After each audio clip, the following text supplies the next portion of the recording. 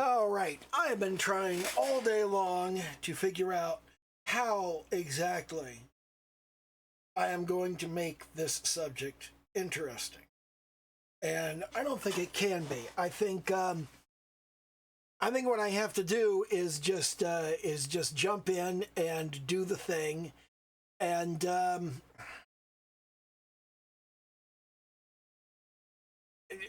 just like hope there's something instructive in there. Just kind of narrate as I go through it.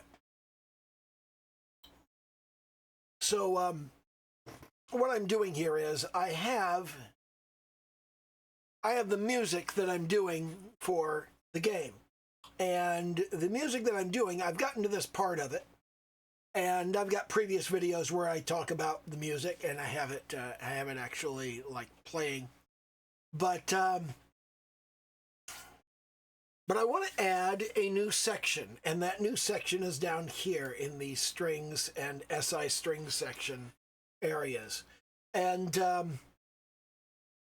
that's what I'm going to be working on today. And hey, it is like, well, it's not the wee hours of Wednesday morning. It is like 10:30 on Wednesday night, but it is time to tune in, and I'm tuning in. I'm glad you tuned in. I appreciate every single one of you, and do the little YouTube dance, like, comment, subscribe, all that happy horse shit.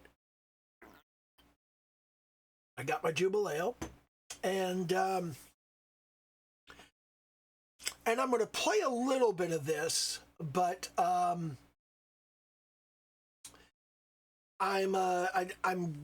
working on the assumption that it's not going to be too loud. Well, I can turn it down up here if I need to, but I've got a loop set up here, which is just the part that I'm looking on. And it's the area where I sort of do a little bridge, and then I head into a brass section. And then in the middle of that brass section, I want to introduce a string section, which at the moment is just duplicating the brass section in a slightly different register. Which is to say that if you look at the high brass is sitting on C5 to C6, okay? It's sitting on the 5th octave. And if you look at the mid brass, well, the mid brass is sitting on 4 and 5. Then, if you jump down to the low brass is sitting on 2 and 3. So I've got my string section sitting on 5 and 6 in one of them, and I've got it sitting on 4 and 5 in the other one. Okay? So this is kind of sitting up higher than usual. This one's 3 and 4. In fact, let's put this one down on 3 and 4 too. In fact, let's take another look at that. I got a 5 and 6. I got a 4 and 5. So let's put those strings down on 3 and 4, and then we'll take this one and we'll put this one down on 4 and 5. Now I'm using LMMS, so I'm using the keyboard shortcut of Control down arrow to move everything down an octave. Nobody else uses LMMS. You'll be using Fruity Loops or whatever the fuck. It's FL Studio now. They don't call it Fruity Loops, because General Mills got their knickers in a twist over the idea that, well, Fruit Loops is a cereal. Different trademark category, dipshit. Doesn't matter. Doesn't count. Ooh, and this little bit here. That's at 5/6. Let's drag that down. So here's a kind of little intro.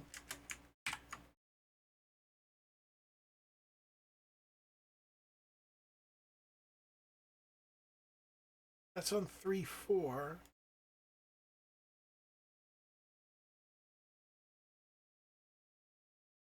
Okay, that's where it needs to be. Okay.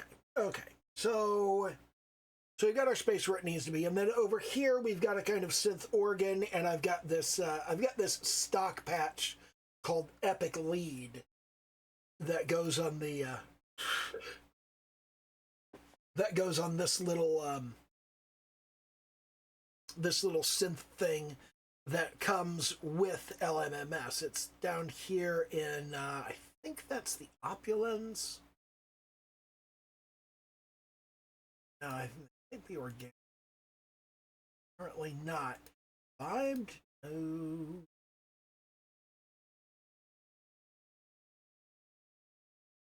I don't know which one it is.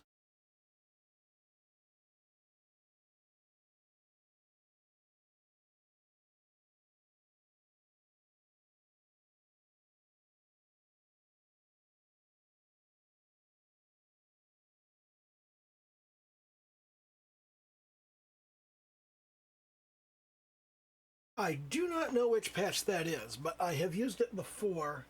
Which synth is it? Looks like it might be Bit Invader. It doesn't matter. Doesn't matter. It's just a patch that I'm using because it was available and it sounded fairly good. So what I'm going to do is I'm going to go ahead and play this, and we're going to get kind of a sound check here. We're going to see how loud it is, and I'll reduce the volume if I need to. In fact, I'll reduce the volume to start with. Pull the volume down to about 50, 52. So here we go.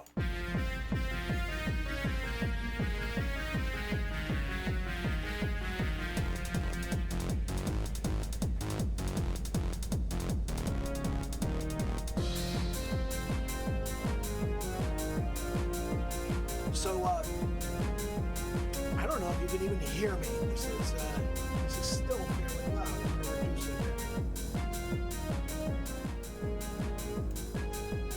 So if I put it on 20, that should work. I still don't know if you can hear me.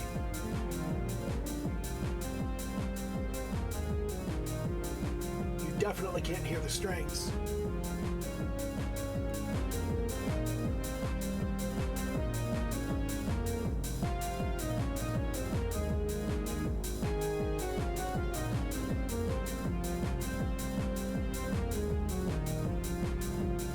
We go just into the strings.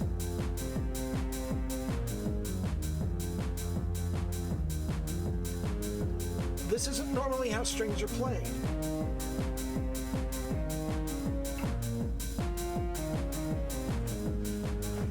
So what I want to do is I want to turn this into some kind of accompaniment for that.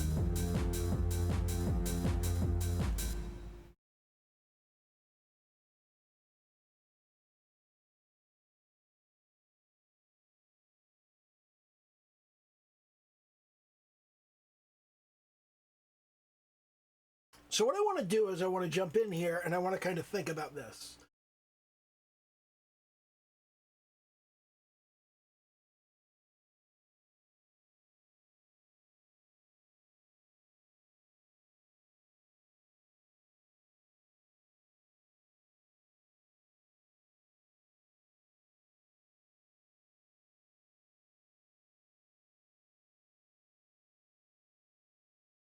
Now, looking at the notes that we have available in here, that's the main thing that we need to be concerned about, because we want to stick with that basic idea.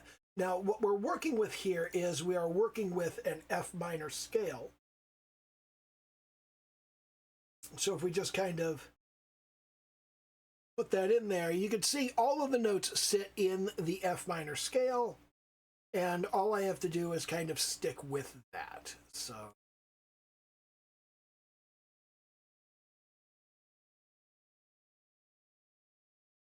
we'll unmark that, and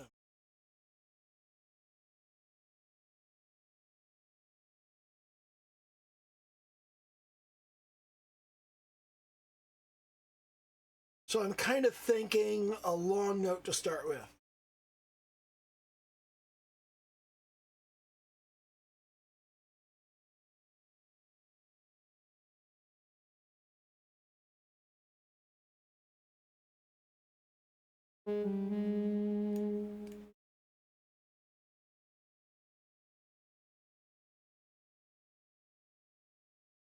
Okay, so let's see how just that initial bit sounds.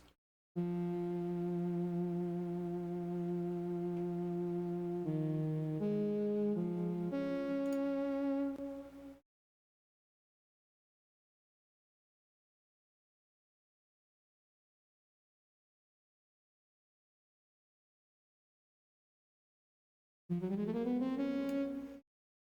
that up there.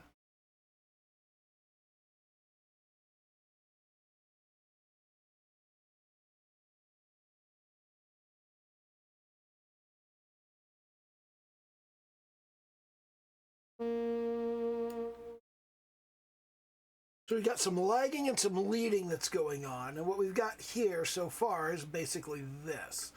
Let me rewind.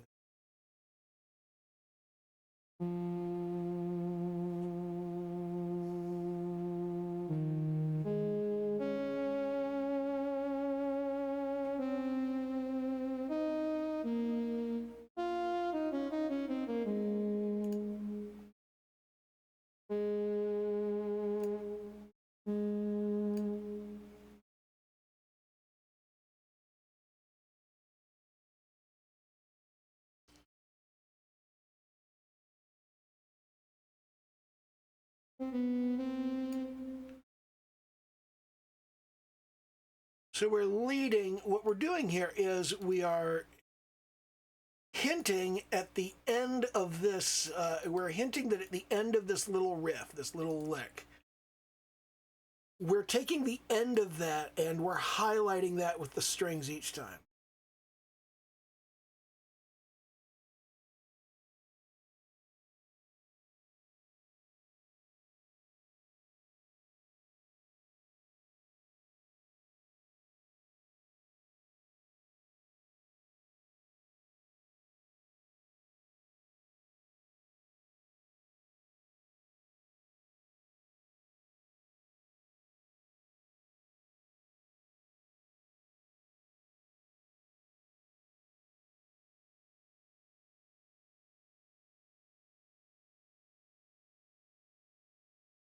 And I think what I'll do is I'll go back to that here.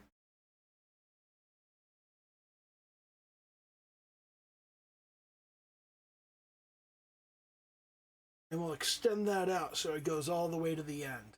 All right, now let's give that a listen.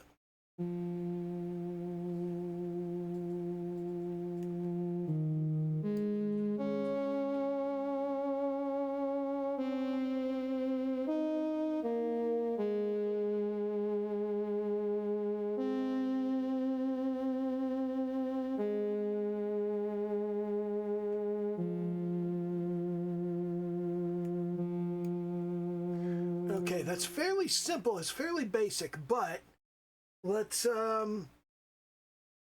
give that a shot in the full mix, and we'll begin by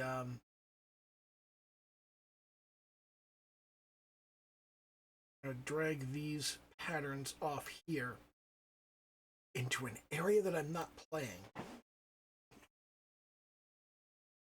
And then I want to double check this one is on a 3. I'm going to drag down a new copy of that, and we're going to pull that down an octave, kill that pattern. We've still got the original pattern saved over here, and it's in the correct octave. So now let's see what we've got in terms of the overall mix.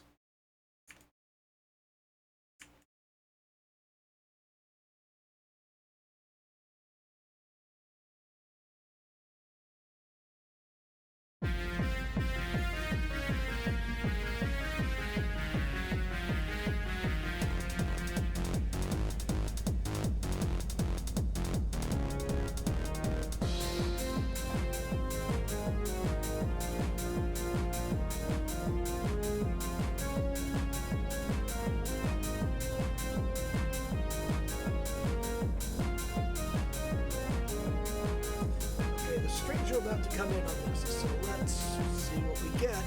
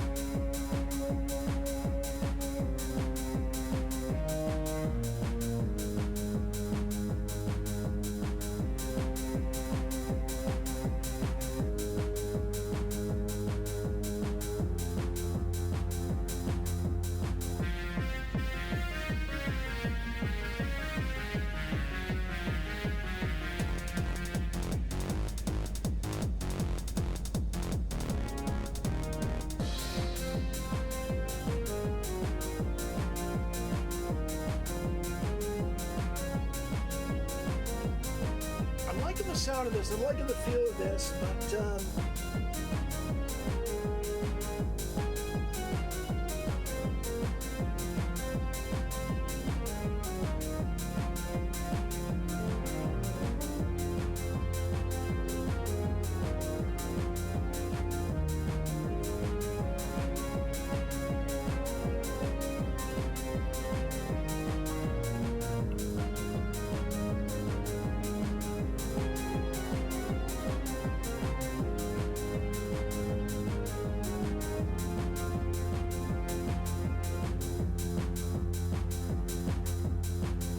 okay.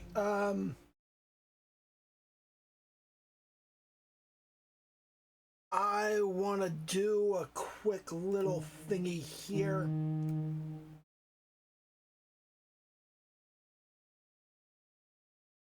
And just kind of lead in there.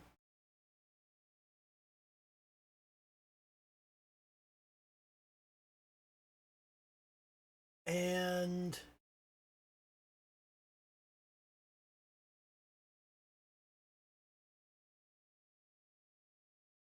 let's go. Now let's go there.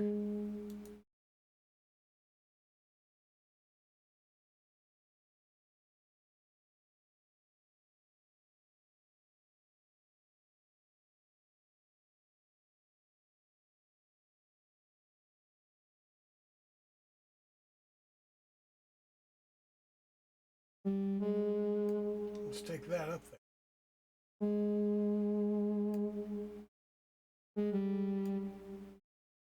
No, we'll do that. And then what we'll do is in the next octave down on the next one, so what we've got there is we've got a pair of whole tone steps. So what we will do here is we will reverse them in the next octave down. So instead of doing low, high, higher, we'll do high, low, lower. And then these will form a major third interval at that point, which is interesting because it's the major third, which is a happy sound happening around. Is it a major third? It is a major third. It's a major third happening around, and it's kind of like there's a major third around the tonic, and then the tonic happens in the middle. So I like the feel of that. Let's kill that, kill that. Drag that over, and we'll give that a shot. But let's just listen to the bit right here.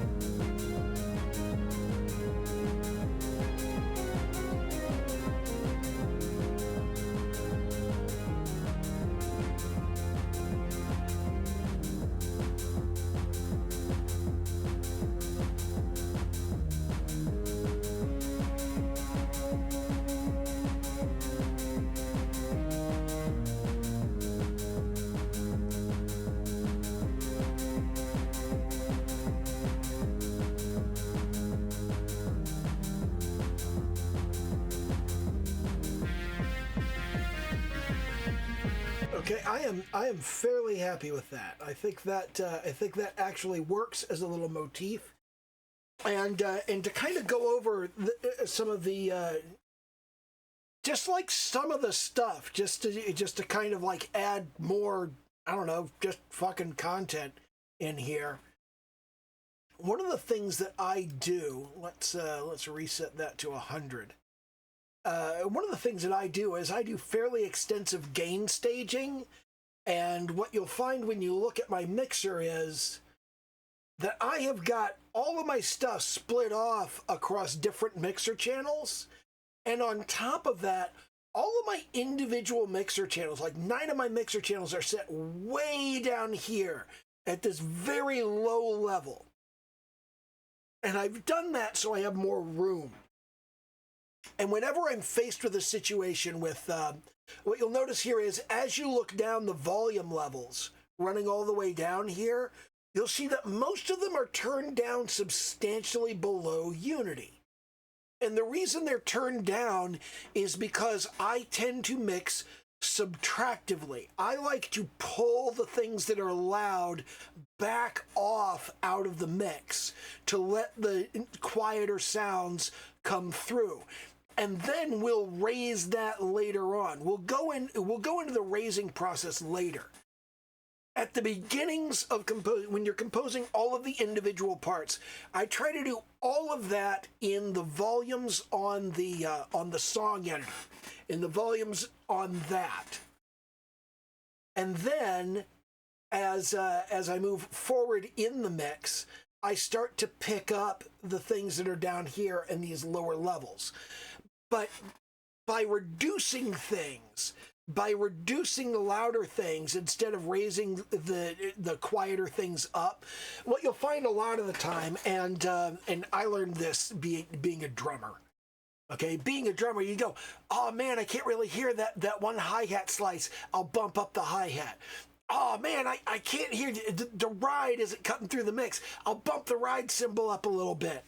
And you do that and you do that and you do that, and the next thing you know, your entire mix is up in the red zone, and it's just a mess. And really, what you have to do is you have to look at it and you go, man, I can't really hear that high slice because the bass is interfering with it. The bass kick is too loud, and that's getting in the way of that hi-hat slice.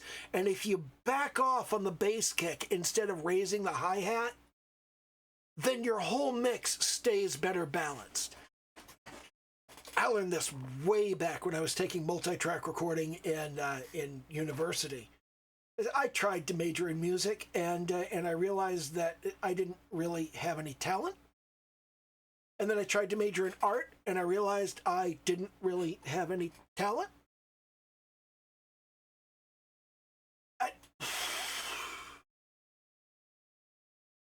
The idea of talent gets in the way of so many things, and it ruins so many efforts just because you think, oh, I'm not talented. I'm not immediately good at this thing I just tried. And because you're not immediately good, you don't try it.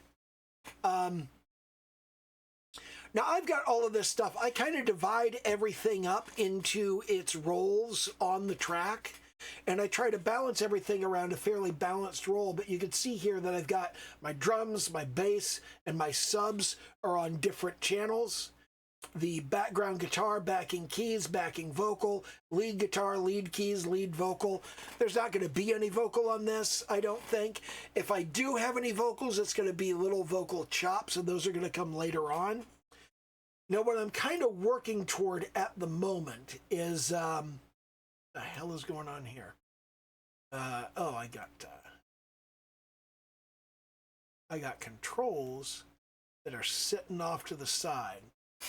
And LMMS tries to make that easy for you.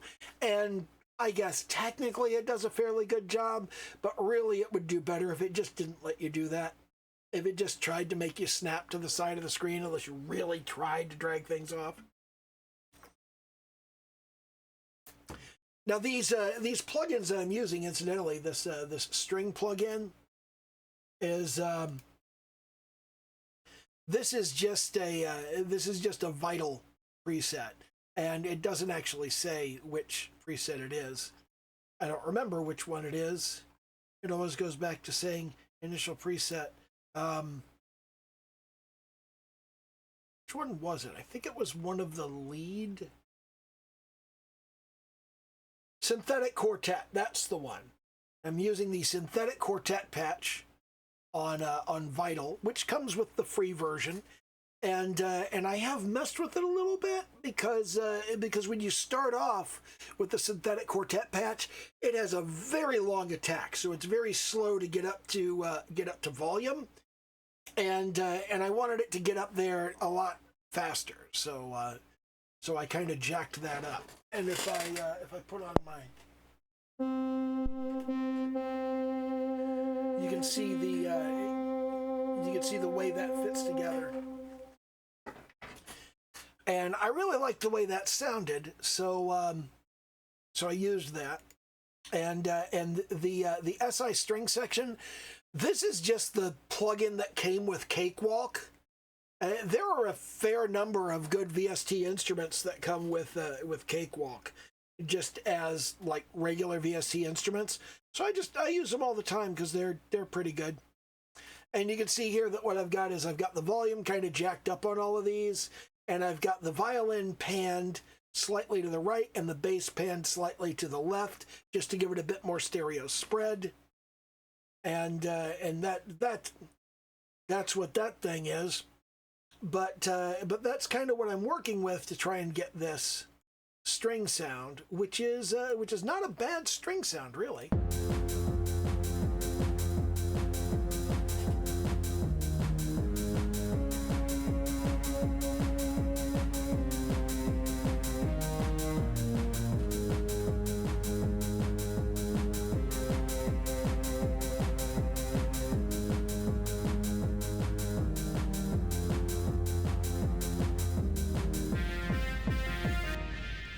I love that little bit of dissonance at the end. Just that little bit of dissonance that creates this little bit of uneasiness. Yeah, I'm really enjoying that. I feel like this works well. Now what I want to do, of course, is I want to get to about 100 bars here. And there's this sort of pattern that I'm unfolding where you start off, if I go all the way back to the beginning of this, like if I reset the beginning of this, all the way at the beginning of the track, it pull this down to like 20. And now you can't hear it at all. Okay, but what it's supposed to do is it is supposed to start off as a sort of cheesy, crappy, synth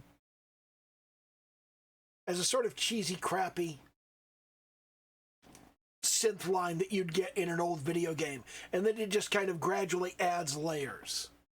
And the idea here is...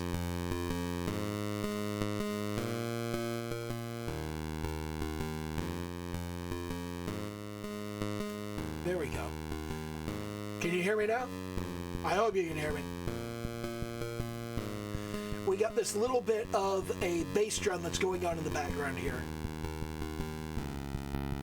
And then we come up to this cheesy chiptune thing.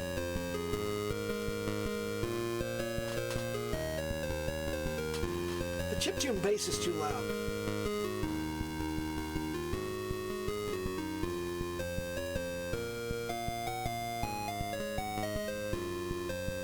There we go.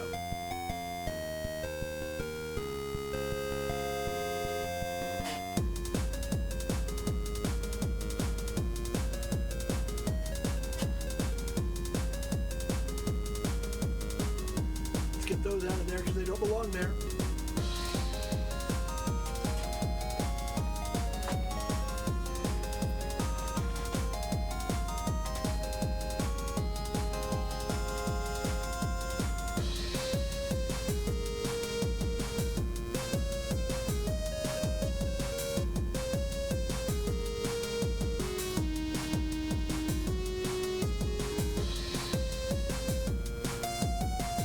You see it's kind of adding layers and improving drum beats, and it's improving the overall feel. And then we add an additional rhythm line.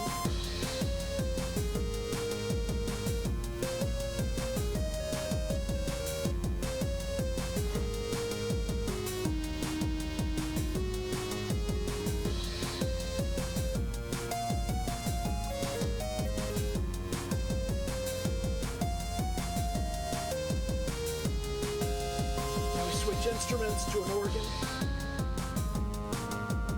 This is your basic drawbar organ. This is run off of the Opulence plugin, I believe.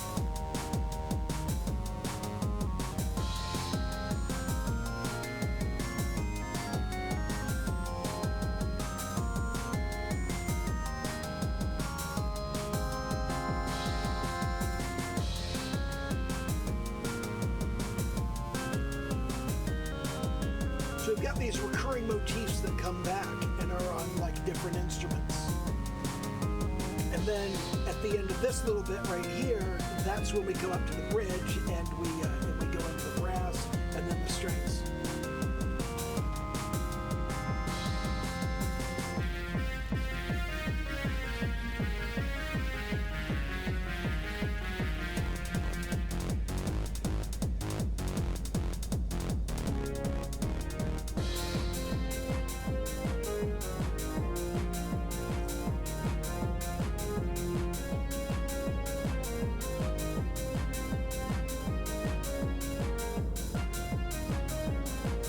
This is the part I've been working on, so this is about where we came in.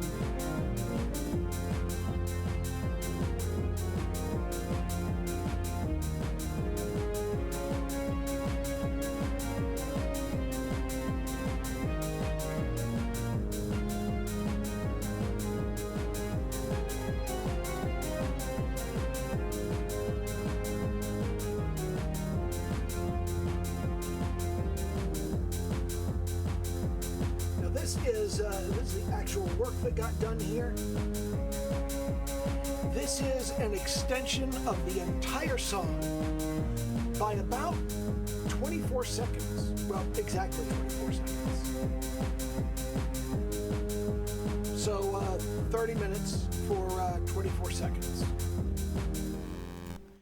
Well, a lot of that was actually like talking about it and whatnot. But regardless, this is a rule of thumb that I have found works well for composing music and for editing video and for like a surprising number of creative endeavors that are related to video and audio.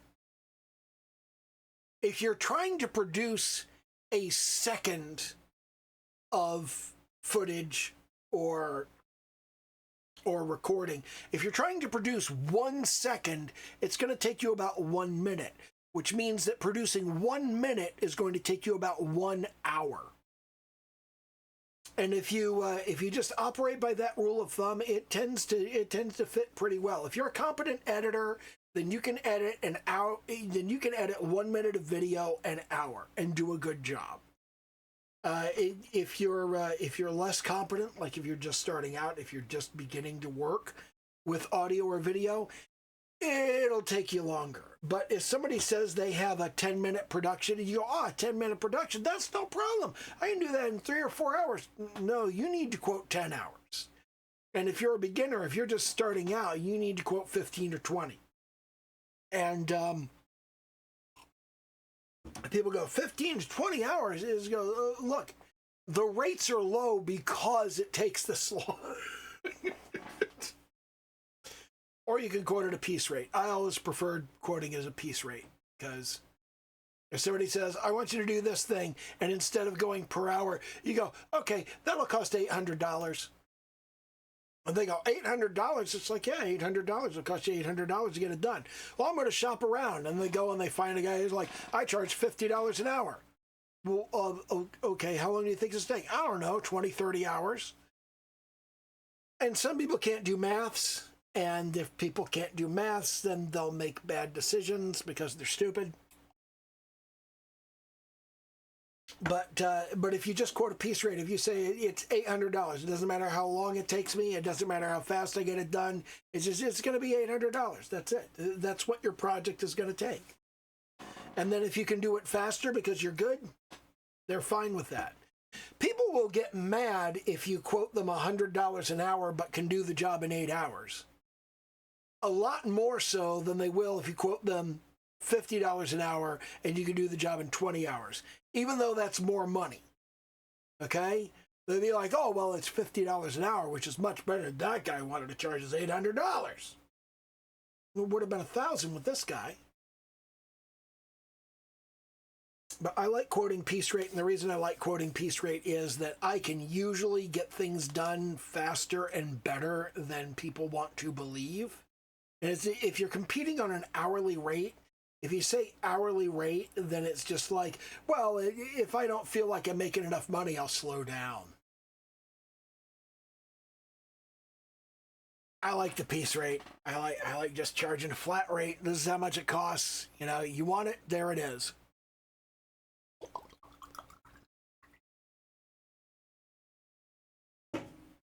Anyway, that's pretty much that. That's live on the fly, 24 seconds of audio. And it is what it is. And you know, again, do the little YouTube dance, like, comment, subscribe, all that happy horse shit. And okay, bye.